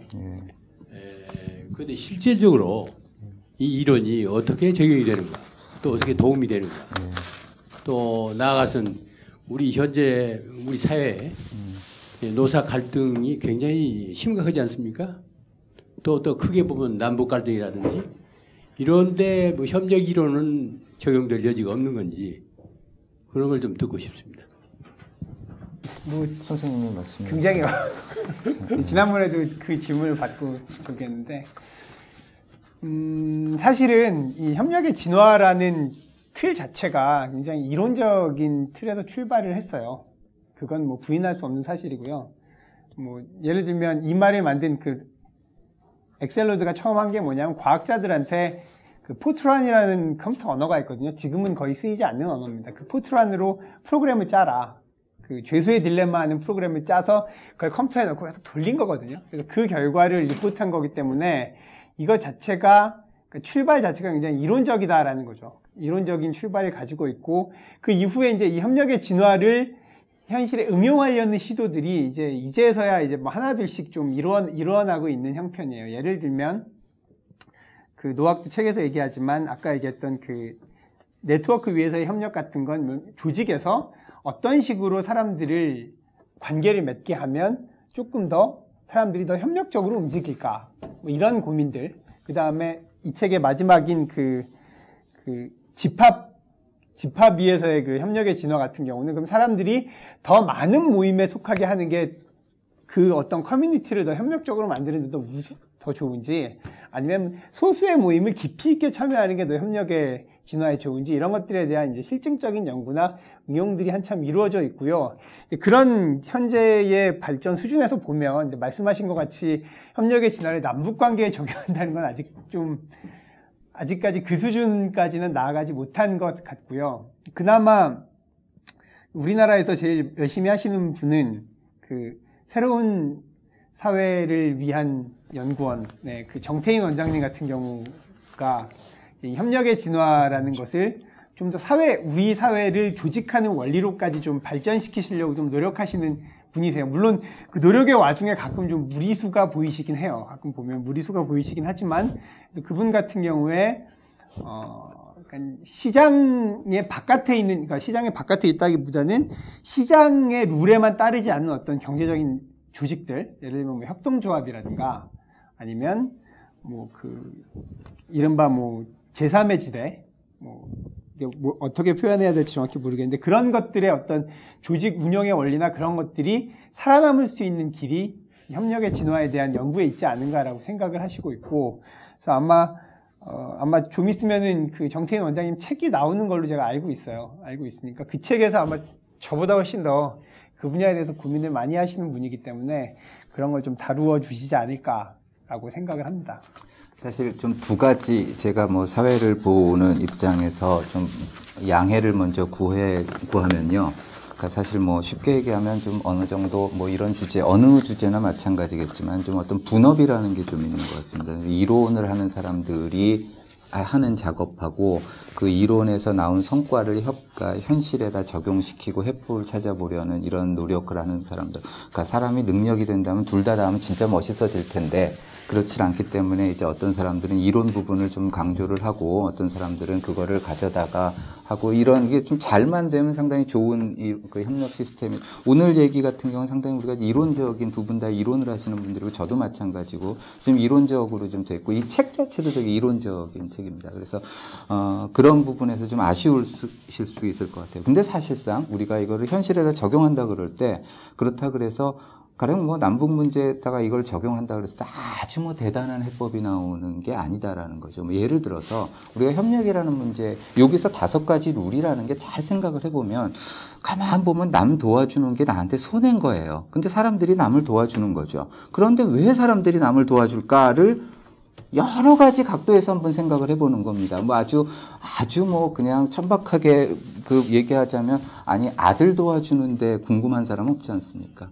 그죠? 뭐 더 나아가서 아까 얘기한 대로 내가 오늘 누구를 도와줌으로써 내일 뭔가를 받을 수 있으면 도와주는 게 유리할 수도 있는 거고요. 여러 가지, 그러니까 이 5가지 룰이라는 게 수학으로 표현이 돼서 굉장히 좀 어려워 보일지도 모르겠지만, 사실상 우리가 일상생활에서 적용하다 보면 굉장히 좋을 거다라는 얘기죠. 그렇다면 우리가 가만 생각을 해보는 거죠. 그러니까 이 얘기를 거기다 그냥 곧바로가 아니라, 오늘 내가 누구한테 어떤 식으로 도움을 준다. 그게 뭐 남북이 됐건 아니면 뭐 노사 관계가 됐건 뭐가 됐건 아주 간단한 기본적인 원리일 거다라는 생각이 듭니다. 뭐 그 현실에 적용하는, 내가 누구한테 오늘 이렇게 뭐 임금을 올려줬다. 이러면 나한테는 당장 손해일 것 같은데, 그렇다면 올려주는 사람들은 왜 그럴까? 혹은 올려주지 않으려는 사람들이 있다면 그걸 올려주게 하기 위해서는 어떻게 하면 될까? 우리가 이런 식으로 접근을 해나가면 이런 얘기들이 사실은 현실으로 풀어나가면 굉장히 풍부하게 풀려나갈 수 있는 얘기죠. 근데 사실 어떻게 보면 굉장히 당연한 얘기일 정도로. 그러니까 사실상 이게 현실에서 어떻게 풀려나갈 것인가는 여러분들이 훨씬 더 잘 아실지도 모른다고. 우리가 현실에서 저 사람으로부터 협력을 끌어내기 위해서 나는 저 사람한테 어떻게 할까? 그죠? 내가 그러면 우리 어떤 집단이 있는데 내가 그 모임의 대표인데 우리 사람들이 제때 약속도 나오고 제때 팀의 협력도 하고, 그래서 우리 팀 성과를 좀 높이게 하기 위해서는 이 사람들한테 내가 어떻게 해야 될까? 그죠? 뭐 그 생각을 해보면 뭐 가령 우리가 쓸 수 있는 여러 가지 방법들이라는 게 사실상 알고 보면 현실에서 여러분들이 굉장히 많이 쓰시고 있는 방법일 수도 있다는 거. 사람들한테 뭐 예를 들어서 너 한번 네가 오늘 약속 어기면 그 다음에 딴 사람들도 너 따라서 약속 어기면 너한테 나중에 손해될 게 승화될 수 있지 않냐. 뭐 이런 원리도 뭐 이게 뭐 직접적인 상호성의 원리가 사실상 여러분이 현실에서 쓰시는 말일 거고, 너 그렇게 하면 나중에 네 아들 장가 보낼 때 진짜 사람들이 너한테 아무도 딸 안 줄라 그런다. 이게 다 간접 상호성이고요. 그러니까 여러분들이 현실에서 훨씬 더 잘 알고 풍부하게 알고 있는 내용을 사실상 이론적으로 정리했다라고 생각하고, 그러니까 이 책을 읽어보시면서도 수식에 머무르지 마시고 여러분들이 보면 이 얘기가 사실상 현실에서 드러났을 때는 어떻게 드러나나, 그죠? 이런 생각을 하고 읽으시면 어쩌면 그렇게 읽으셔야 재밌고 얻어지는 게 많지 않나 이런 생각이 좀 듭니다. 뭐 더 질문을, 뭐 시간이 다 됐어요. 뭐 더 질문하실 게 있나요? 뭐 더 사실 제가 두 분을 싸움을 붙일 수도 있고, 뭐 그렇지만, 뭐 아까 얘기한 대로 나중에 한번 얘기해 보기로 한 건 또 다음 과제로 넘어야 될 것 같고, 한두 분 정도 제가 더, 질문을 좀 받을 수 있을 것 같습니다. 그럼 질문할 거나 좀 궁금한 게 있으신 말씀을 해 주시죠. 아까 선생님 말씀한 거에 조금 덧붙여 드리면요. 저는 네, 잘못 얘기한 건 없죠. 아니, 그건, 그죠? 덧붙여 드려. 그러니까 그러니까 혹시 또 청중께서 이렇게 이론은 사실 그냥 이론에 끝난다라고 혹시 오해할 수도 있을 것 같아요. 사실은 이 책에서도 나오는데요. 이런 간접 상호성에 의하면 우리가 사람들의 평판, 시선을 중시하게끔 진화했다고 얘기하고, 그래서 최근에 많이 알려진 유명해진 실험 중에 하나가요. 그러니까 사람들이 어니스트 박스라고, 그러니까 모금함이죠. 그러니까 무인 요금함을 놓고, 그러니까 심리학과 사무실에서 사람들이 들어와서 뭐 대학원생들이나 뭐 교수들이나 직원들이 커피를 하게 하면 커피 머신을 갖다 놓고, 근데 커피값 뭐 예를 들어 한 1,000원씩 커피값 1,000원 이렇게 표시라고 무인 요금함을 집어넣는데, 그 위에 사람 눈 그림을 붙여놓고, 그 다음에 일주일 후에는 꽃 그림을 붙여놓고, 다시 사람 눈 그림을 붙여놓고 했더니, 사람 눈 그림을 붙여놓을 때는 사람들이 어니스트 박스에 자발적으로 돈을 집어넣는 정도가 훨씬 더 증가했다는 거죠. 그러니까 그런 것들은 실제로 우리가 남의 평판을 의식해서, 즉 항상 되도록이면 착한 일을 할 때는 착한 일을 한 다음에 남들에게 나 이렇게 착한 일을 했다고 이야기를 하게끔 진화되었다는 것을 보여주고, 또 실제로 그러니까 실생활에서 어떤 협력을 증진하는데도 실질적으로 도움이 될 수 있는 그런 케이스, 이 책에도 나와 있는 그런 실험 내용이고요. 그러니까 사실은 이론이 그야말로 어떤 종이에서 끝나는 게 아니라 실생활에서 우리가 어떻게 협력을 증진하는 데도 실질적으로 도움이 되는 거를, 그런 솔루션들을 제공해 준다고 덧붙이고 싶습니다. 그냥 가만히 있으려다가 그래도 말을 하는 게 나을 것 같아가지고요. 처음에 이 강의를 들으면서 협력을 가지고 참 이 사회의 어떤 긍정적인 그 부분들을 많이 이해할 수 있는 힘을 얻겠다는 게, 저는 학교에서 아이들을 가르치고 있는데요. 이제 고민하는 것 중에 하나가 이제 협동학습이거든요. 아이들 어떻게 스스로 좀 서로 도와가면서 좀 학습에 좀 좋은 결과를 낼 수 있을 것인가, 이제 그런 고민들을 하다가 이제 이 제목이 저를 좀 끌었어요. 그러고 나서 이제 오래된 연장통을 읽으면서 다윈을 이제 다시 보게 됐고요. 다윈은 참 대단한 사람이구나. 다윈을 한번 제대로 알고 싶다라는 생각을 들게끔 제가 이제 그 책을 읽었습니다. 근데 오늘 얘기를 하면서는 협력이라고 하는 것이 너무나 또 막연해지는 상황이 저한테는 돼버렸습니다. 이렇게 결국 우리가 변화라고 있을 때 변화와 진화. 그럼 우리가 질적 변화 부분, 우리가 이제 변증법 얘기를 할 때 질적 변화 얘기를 하잖아요. 그러면 질적 변화, 변증법에서 말하는 질적 변화가 진화의 어떤 개념으로 설명을 할 수도 이제 있다는 생각이 좀 들었어요. 그러면 협력은 뭔가? 이게 협력이 그냥 우리가 공동체라고, 인간이 공동체를 형성하며 살아가기 때문에 주고받는 그 모습, 다양한 모습들은 중에서 몇몇 가지를 협력이라고 얘기를 붙일 수 있다면, 그것은 우리 사회에 어떤 질적인 변화를 이끌어내는 어떤 용어로서는 너무나 좀 부족한 것이 아닌가, 저는 오늘 그 생각이 좀 들었습니다. 그래서 오늘 이 딜레마를 어떻게 좀 해결해야 될지 궁금한데, 제가 앞으로 좀 공부를 좀 더 해야겠지만은 그래서 아까도 질문하신 분이 노사 협력이나 아니면 남북 부분에 우리 현실에 적용하는 부분에서도 아까 말씀을 하셨을 때도 이게 과연 그 우리가 상식적으로 생각할 때 우리가 노동자들에게 임금을 좀 더 많이 주면 그 노동자들이 구매력이 해가지고 경제가 더 나아질 거라고 하는 것은 상식적으로 생각할 수 있잖아요. 근데 이 소위 말하는 사업주, 우리 자본가들은 절대 그렇지 않거든요, 사실은. 예. 그건 제 경험으로 하여튼 그렇습니다. 제 생각이 잘못됐다면 뭐 어쩔 수 없지만은 제가 판단할 때는 자본가들은 절대 그 월급을 올려주지 않아요. 결국 월급을 올려주는 상황이 그 질적 발전을 위해서는 노동자들이 이제 투쟁을 해야 되거든요. 예. 투쟁을 하지 않고서 월급을 올린다고 해서는 이론적으로는 뭐 이렇게 하면 된다고 해서는 노동자들이 어떤 그 투쟁성을 정말 좀 말살시키는 그런 식으로 이 협력이 오히려 협력 이론이 작용을 할 수도 있겠구나.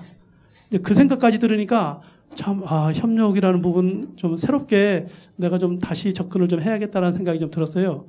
예. 그래서 제 생각이 좀 잘못된 건지 어떤지 모르겠는데 하여튼 오늘 좀 강연 들으면서 좀 전체적으로 제 느낌이 그렇습니다. 예. 뭐 하실 말씀 있으세요? 아니면 제가 먼저 얘기를 하고 또 답변을 추가하실래요? 사실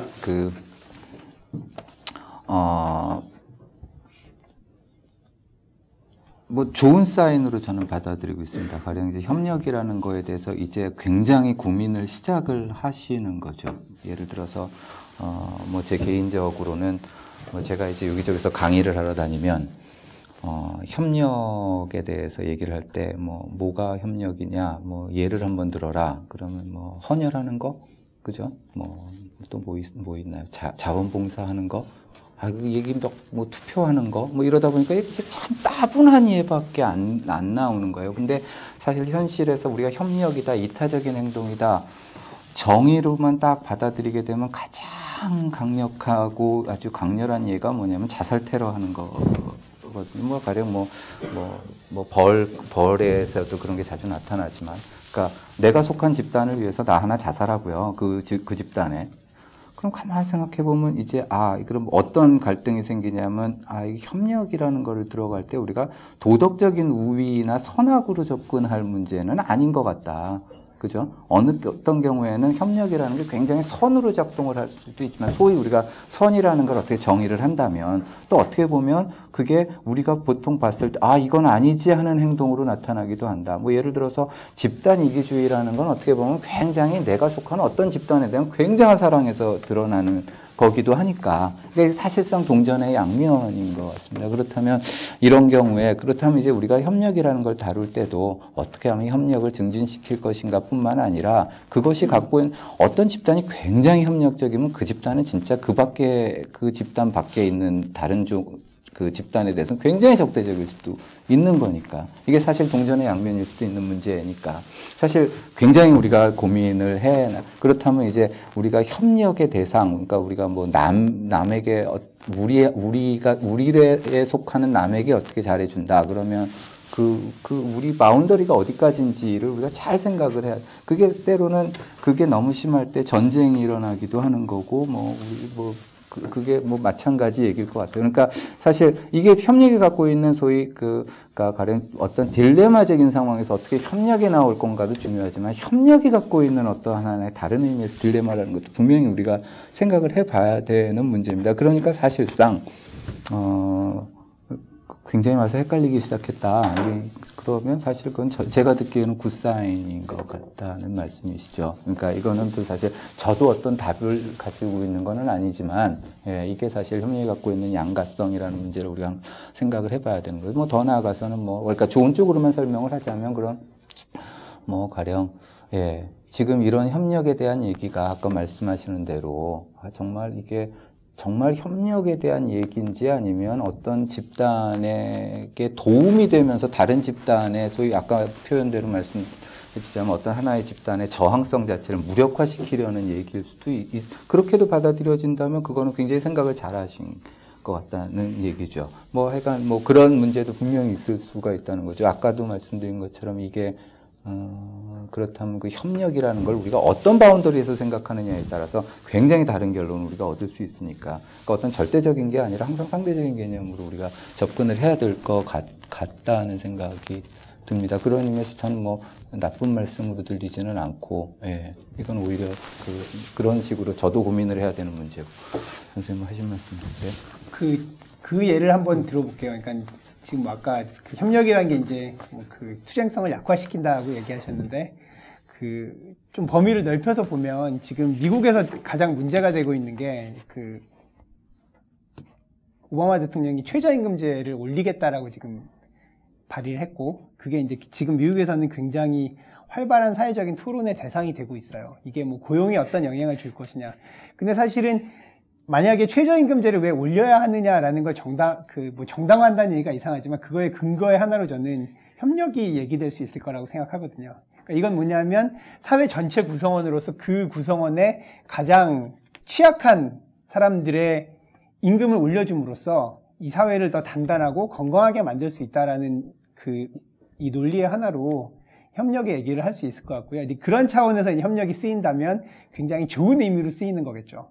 근데 아까 최정규 선생님도 잘 말씀하셨지만 그게 예를 들면 뭐 마찬가지로 미국에서 이민법을 강화한다고 했을 때도 그게 협력의 논리일 수도 있을 거예요. 우리끼리의 협력. 우리끼리 잘 살아야 되니까. 그러니까 그런 함정도 있는 거고요. 그러니까 이 이론이라는 건 충분히 굉장히 추상적이기 때문에 이걸 어떤 단계에서 어떻게 잘 그러니까 활용하고 어느 걸 받아들이고 어느 걸 뭐 배제하고 이런 거는 이제 그때그때의 그 묘미, 그 이론을 응용하는 분들의 좀 그런 절묘한 한 수들이 아닐까라고 생각을 하고요. 실제로 뭐 그 스웨덴 같은 데서 잘 아시겠지만 스웨덴 같은 데서 그 노동자와 자본가 세력의 타협을 이뤄내는 그런 담론들 같은 것도 살펴보면 이런 식의 뭐 명시적으로 드러나지 않지만 스웨덴 사회, 우리가 전체적으로 스웨덴이라는 사회를 어떻게 만드는 게 잘 만드는 거냐는 그런 담론들이 굉장히 많이 등장하거든요. 그런데 사실은 협력의 논리가 암묵적으로 들어있다라고 볼 수도 있을 것 같습니다. 여기 늦은 시간에도 참석해주신 여러분들께 감사드리고 두 분 선생님들께 감사드리고 이 자리를 마련해주신 사이언스복스하고 오마이뉴스에게 감사를 드립니다. 오마이뉴스에 혹시 서평 올라갔나요?